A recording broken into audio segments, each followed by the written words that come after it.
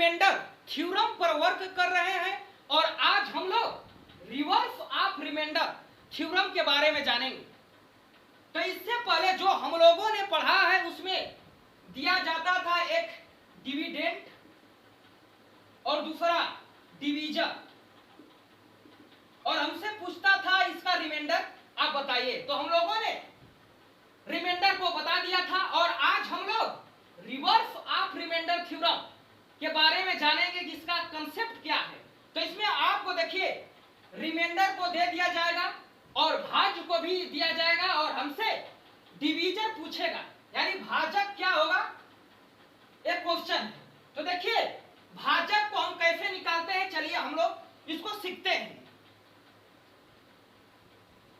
देखिए मैं यहां पर एक डिविडेंड यानी भाज्य 26 ले लिया है और रिमाइंडर 2। तो हमें देखिए यहां पर डिवीजन पता नहीं है, तो डिवीजन निकालने का मेथड क्या है। मैंने डिविडेंड क्या माना है 26 और शेषफल क्या है 2। तो डिवीजन हो सकता है d माइनस आर या d माइनस आर का फैक्टर, यानी कहने का मतलब क्या है, आप भाज्य में से रिमाइंडर को घटा दीजिए या d माइनस आर यानी भाज्य में से रिमाइंडर को घटा रहे हैं तो उसका फैक्टर भी हमारा क्या हो सकता है डिवीजन। फैक्टर क्या है, वो संख्या को जो भी सारी संख्या निकल कर आए उसे उस संख्या को काट दे, उसी को क्या कहते हैं फैक्टर। जैसे मैं 24 को ले लेता हूं तो इसका फैक्टर हो सकता है 2 गुणे 12 हो सकता है, 3 हो सकता है, 8 हो सकता है। तो देखिए 2 भी 24 को काट दे रहा है, 12 को भी काट, 12 से भी 24 कट जा रहा है, 3 से भी 24 कट जा रहा है और 8 से। तो ये क्या हो गए 24 के फैक्टर क्या हो गए 2 हो गया, 12 हो गया, 3 होगा, 8 होगा। तो फैक्टर उसी को कहते हैं।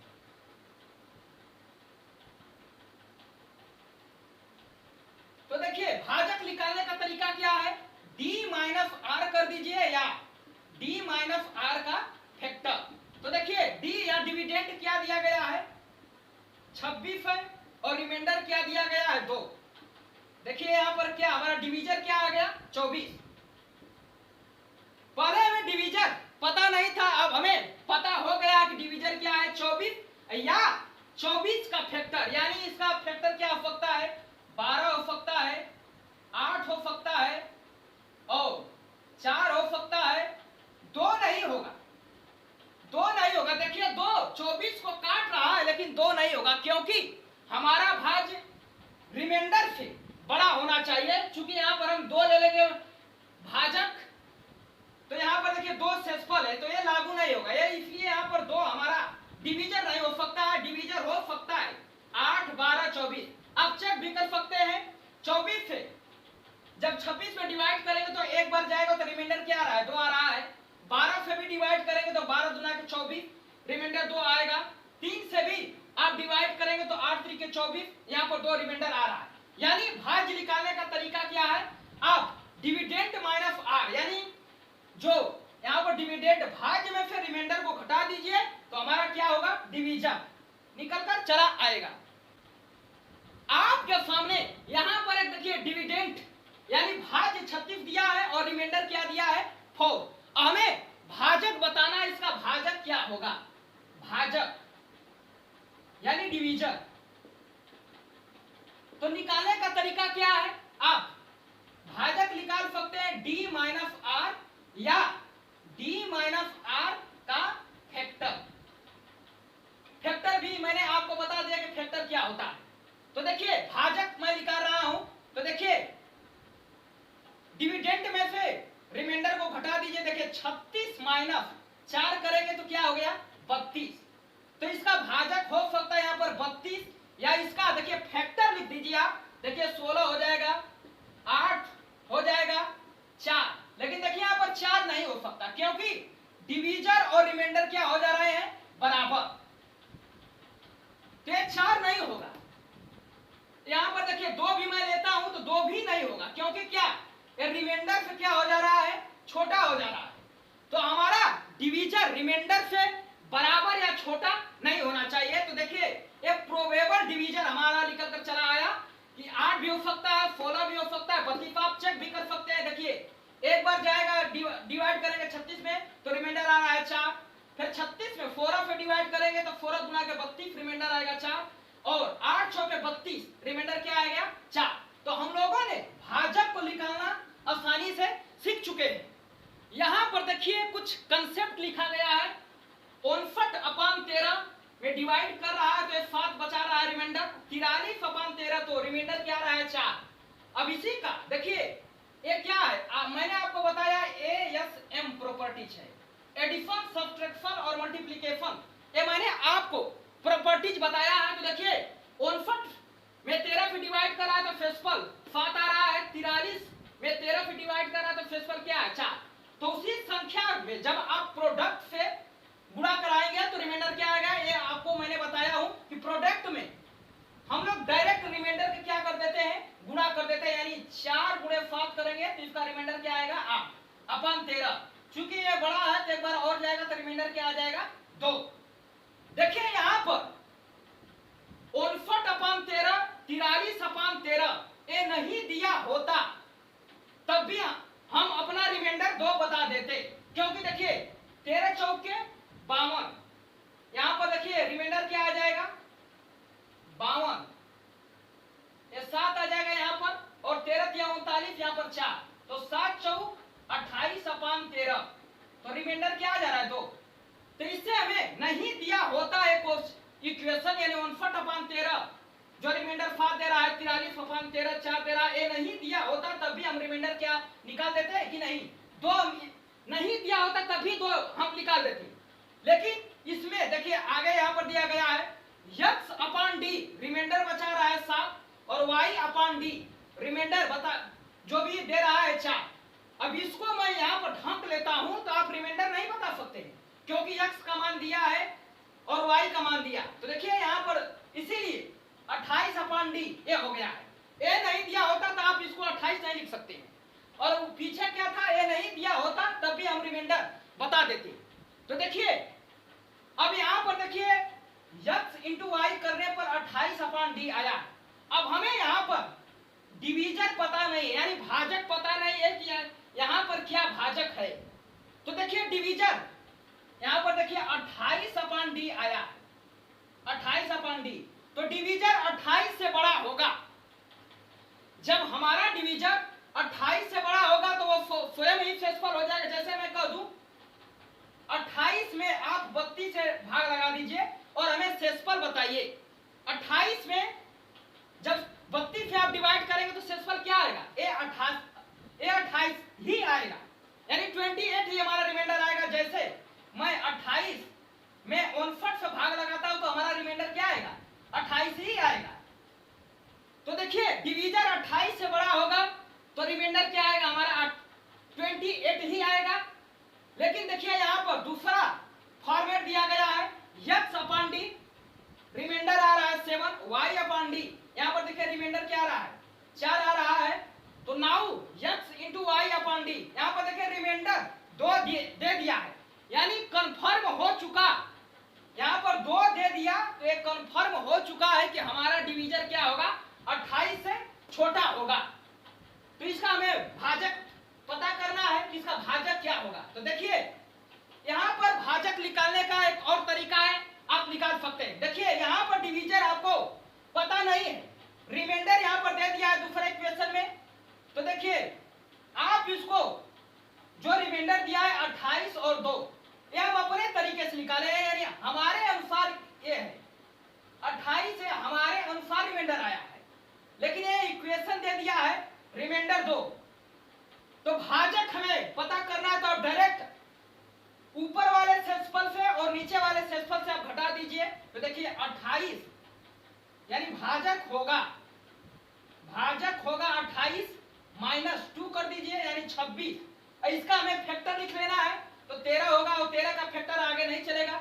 तो इसमें देखिए डिवीजन हो सकता है 26 हो सकता है या 13, आप चेक भी कर सकते हैं। देखिए जब 28 में 26 से डिवाइड करेंगे तो एक बार जाएगा, यानी 26 से 26, रिमाइंडर आ गया 2। ये देखिए फॉलो कर दिया 28 है तो देखिए 13 गुना के 26 करेंगे तो तब भी हमारा रिमाइंडर क्या आ रहा है 2।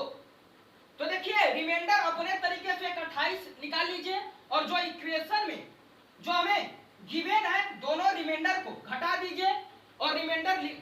जो भाजक निकालिए है तो क्या करना है, r माइनस आर निकाल कर इसका आप एक बार फैक्टर लिख दीजिए, वही हमारा क्या हो जाएगा, भाजक। पहला क्वेश्चन लिखा गया है, दो विभिन्न संख्याओं को किसी एक संख्या से भाग देने पर शेषफल क्रमशः 11, 21 प्राप्त होता है। दो विभिन्न संख्याओं को किसी एक संख्या से भाग देने पर शेषफल क्रमशः 11 और 21 प्राप्त होता है। यदि संख्याओं के योगफल को उसी संख्या में भाग दिया जाता है तो शेषफल 4 प्राप्त होता है। तो आप भाजक बता दीजिए कि भाजक क्या होगा। तो चलिए इस सवाल को हम हल कर देते हैं। सॉल्व। देखिए कह रहा है दो विभिन्न संख्या, मैंने दो विभिन्न संख्या ले लेता हूं, एक संख्या x मान लेता हूं और दूसरी संख्या क्या ले लेता हूं, y। एक क्वेश्चन कर रहा है और किसी एक संख्या से, यानी मैं यहां पर क्या कर रहा है, भाजक हमारा क्या होना चाहिए, सेम होना चाहिए। किसी एक संख्या से कर रहा है तो मैं डिवीजर को सेम ले रहा हूं, यानी d ले लेता हूं और d। और देखिए भाग देने पर शेषफल क्रमशः, यानी पहले में रिमाइंडर क्या बच रहा है 11 और दूसरे में रिमाइंडर क्या बच रहा है 21। यहां तक जो क्वेश्चन कर रहा है मैंने क्वेश्चन को मैं फॉर्मेट बना लिया। अब यदि संख्याओं के योगफल को, यानी कह रहा है इस बार जोड़ दीजिए संख्या को, तो मैंने संख्या को x प्लस y जोड़ देता हूं और कह रहा है उसी संख्या में भाग दिया जाए। देखिए यदि संख्याओं के योगफल को उसी संख्या में, यानी क्या करना है, d से ही भाग लगा देना है।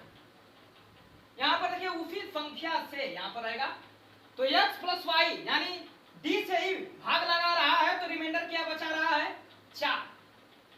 तो देखिए हम अपने अनुसार एक रिमाइंडर निकालेंगे और एक क्वेश्चन में दे दिया रिमाइंडर।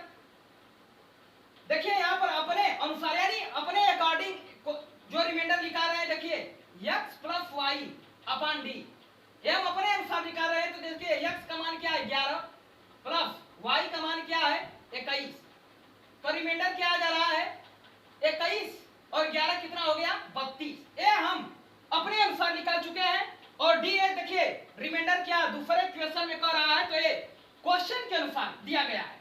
अब हमें भाजक निकालना है। सबसे पहले हम दो रिमाइंडर को निकाल लेते हैं। देखिए यहाँ पर एक 32 रिमाइंडर मैंने निकाल लिया और दूसरा रिमाइंडर है दिया ही है। अब भाजक निकालने का क्या तरीका है, आप रिमाइंडर को आपस में घटा लीजिए, यानी इसका रिमाइंडर का डिफरेंस कर लीजिए। तो देखिए भाजक हो सकता है, भाजक यानी 32 माइनस 4 करेंगे तो कितना आ गया 28, या फैक्टर होगा, ये भी हमें याद रखना है 28 या फैक्टर। तो देखिए ये 14 होगा, ये देखिए 7 भी होगा, कट जा रहा है और 2 भी होगा। तो देखिए हमें चेक करना है कि हमारा जो प्रोबेबल डिवीजर आ रहा है ये हमारा कौन कौन से प्रोबेबल डिवीजर हमारा आंसर होगा। तो हमें देखिए रिमाइंडर पर ध्यान देना है। क्वेश्चन में रिमाइंडर क्या दिया है, देने पर शेषफल क्रमशः 11 और 21 पर हमें ध्यान देना है। देखिए 11 और 21, यानी कहने का मतलब हमारा भाजक क्या होना चाहिए 11 और 21 के बराबर नहीं होना चाहिए, और जब भी होना चाहिए हमारा डिवीजन 11 और 21 से क्या होना चाहिए, बड़ा होना चाहिए। तो भाजक देखिए बहुत सारे निकल कर आए, 28 है, 14 है, 7 है, 2 है, लेकिन हमें कौन सा आंसर ये हमें सेटिस्फाइड करेगा। तो हमें एक नजर रिमाइंडर पर ध्यान लगाना है कि हमारा रिमाइंडर क्वेश्चन में क्या क्या दिया है। तो देखिए 11 दिया है, 21 दिया है, यहाँ पर देखिए 4 भी दिया है। तो हमारा भाजक क्या होना चाहिए, शेषफल से बड़ा होना चाहिए। देखिए मैं यहाँ पर 14 लेता हूँ भाजक, तो क्या हो जा रहा है हमारा भाजक 21, देखिए रिमाइंडर दिया है यहाँ पर, तो हमारा भाजक ये 14 है, ये छोटा हो जा रहा है, तो ये क्या हो जाएगा प्रोबेबल डिवीजर, यानी 14 यहाँ पर क्या हो गया कैंसिल हो गया। 7 भी यहाँ पर देखिए हमारा भाजक आया, लेकिन ये क्या हो गया एक कैंसिल हो जाएगा, क्योंकि ये शेषफल से छोटा हो जा रहा है। यहाँ पर 2 भी है तो ये भी 2 भी कैंसिल हो जाएंगे। यहाँ पर देखिए हमारा आंसर बचा क्या 28, तो इस क्वेश्चन का आंसर क्या हो गया 28। तो सबसे पहले हमें जो क्वेश्चन कर रहा है उसको फॉर्मेट बना लीजिए और अपने अनुसार एक रिमाइंडर निकाल दीजिए, और दूसरा रिमाइंडर क्वेश्चन दे ही रहा है और दोनों रिमाइंडर का अंतर ले लीजिए और अंतर का जो अंतर आ रहा है उसका का फैक्टर आप ले लीजिए और एक बार चेक कर लीजिए कि हमारा रिमाइंडर क्या क्या है। तो हम लोगों ने इस क्वेश्चन का जवाब बहुत ही आसानी पूर्वक दे दिए। जो पीछे कंसेप्ट बताए हैं वो सारा इसमें लिंक कर रहा है इस क्वेश्चन में। अगला क्वेश्चन लिखा गया है, यदि किसी संख्या में किसी भाजक से भाग दिया जाता है तो शेष 7 प्राप्त होता है। यदि उस संख्या के वर्ग में उसी भाजक से भाग दिया जाता है तो शेषफल 19 प्राप्त होता है। तो हमें डिवीजन आप बता दीजिए, यानी भाजक हमें ज्ञात करना है। तो देखिए इसको मैं हल कर देता हूं। यदि किसी संख्या में, मैंने संख्या को मान लिया x, किसी भाजक भी मैंने क्या ले लिया d से भाग दिया जाता है तो रिमाइंडर क्या आ रहा है 7 आ रहा है। तो यदि उस संख्या के वर्ग, यानी x मैंने संख्या माना है तो ये संख्या क्या हो जा रही है, वर्ग कर रहा है तो x स्क्वायर कर देता हूं। और उसी भाजक यानी सेम भाजक यानी d से ही भाग वो लगा रहा है तो रिमाइंडर क्या बता रहा है 19 प्राप्त होता है। जो क्वेश्चन में कहा उसको मैं फॉर्मेट में बना लिया, यानी यदि किसी संख्या में किसी भाजक से भाग दिया जाता है तो शेष 7 प्राप्त होता है, यानी x अपॉन d रिमाइंडर 7। यदि उस संख्या के वर्ग में, यानी संख्या को स्क्वायर कर लेना है और सेम भाजक का यूज करना है तो x square upon d remainder क्या बच रहा है 19। तो हमें काम क्या करना है भाजक निकालने के लिए, सबसे पहले हम अपने अकॉर्डिंग एक रिमाइंडर निकाल लेते हैं। तो देखिए x स्क्वायर अपॉन d, तो देखिए अपने अनुसार रिमाइंडर क्या होगा, x स्क्वायर यहां पर रखेंगे तो यानी 7 का स्क्वायर यानी 49। हम अपने अनुसार रिमाइंडर निकाल लिए इसमें मान रखकर, यानी x का मान क्या दिया है 7, तो अपने अनुसार x स्क्वायर की जगह हम 7 रख दिया यानी 7 का स्क्वायर यानी 49। सबसे पहले हमारा टारगेट क्या है, 2 रिमाइंडर को निकालना। तो पहला टारगेट अपने अनुसार एक रिमाइंडर निकाल लीजिए और दूसरा टारगेट में तो रिमाइंडर क्वेश्चन में ही दिया गया है। तो देखिए 7 के स्क्वायर कर दिया 49 और दूसरा रिमाइंडर क्या आ गया 19, यानी R1 और R2 रिमाइंडर हमें पता चल गया। तो भाजक निकालना हमारे लिए बहुत ही आसान हो गया, यानी भाजक निकाल सकते हैं। यानी भाजक यानी दोनों रिमाइंडर का आप क्या ले लीजिए अंतर ले लीजिए, यानी 49 माइनस कर दीजिए 19, तो क्या आ गया 30। 30 आने के बाद 30 या 30 का फैक्टर हमें लिखना है, यानी 30 यानी 15 भी हो सकता है, 2 हो सकता है। अब हमें एक नजर ध्यान देना है कि रिमाइंडर क्या क्या दिया है। तो रिमाइंडर है क्या है 7 है और 19 है। यहाँ पर देखिए प्रोबेबल डिवीजन 30 15 2 आ गया, यानी 6 भी हो सकता है। तो इसे हमें चेक करना है।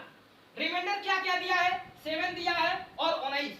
तो हमें ज्ञात होना चाहिए, यानी पता होना चाहिए कि भाजक हमारा क्या होना चाहिए, रिमाइंडर से बड़ा होना चाहिए। यानी 7 और 19 रिमाइंडर दिया है तो जब भी हमारा भाजक होगा 7 और 19 से बड़ा होगा। तो हमारा प्रोबेबल रिमाइंडर क्या है 30 है, 15 है, 2 है, 6 ये आ रहा है।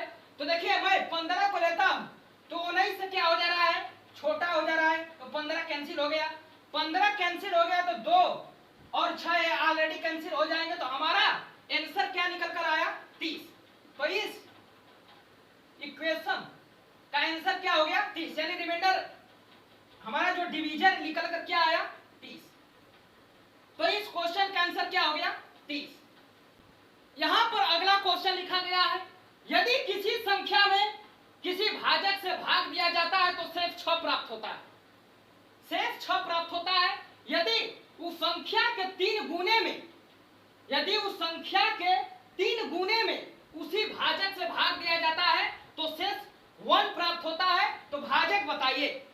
तो चलिए इसको मैं सॉल्व कर देता हूं। देखिए कह रहा है यदि किसी संख्या में, यानी मैंने संख्या को x मान लिया, किसी भाजक से, यानी भाजक मैंने d ले लिया और रिमाइंडर क्या बच रहा है 6 प्राप्त हो रहा है। अब कह रहा है यदि उस संख्या के 3 गुने, यानी संख्या का 3 गुना क्या हो जाएगा 3 into x, यानी 3x अपॉन, और उसी भाजक से यानी सेम डिवीजन से भाग लगा रहा है तो रिमाइंडर क्या बच रहा है 1। तो देखिए एक रिमाइंडर यहां पर दे दिया है और दूसरा रिमाइंडर हमें निकालना है। तो अपने अनुसार रिमाइंडर क्या करना है, यहां पर x का मान रखकर हम अपने अनुसार रिमाइंडर को निकाल लेते हैं, यानी x अपॉन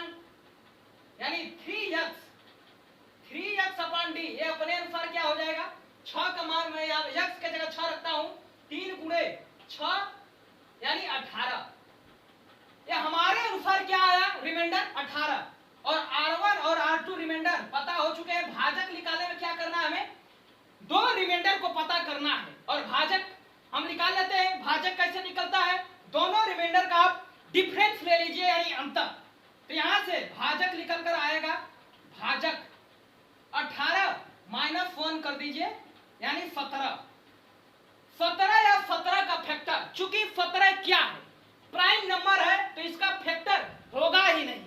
17 को आप तोड़ नहीं सकते हैं, इसलिए ये भाजक ऑलरेडी हो जाएगा। तो इस क्वेश्चन का आंसर क्या हो जाएगा, 17। तो आज के लिए हम लोग इतना ही रहने देते हैं। आई होप आप लोगों को समझ में आया होगा। जय हिंद।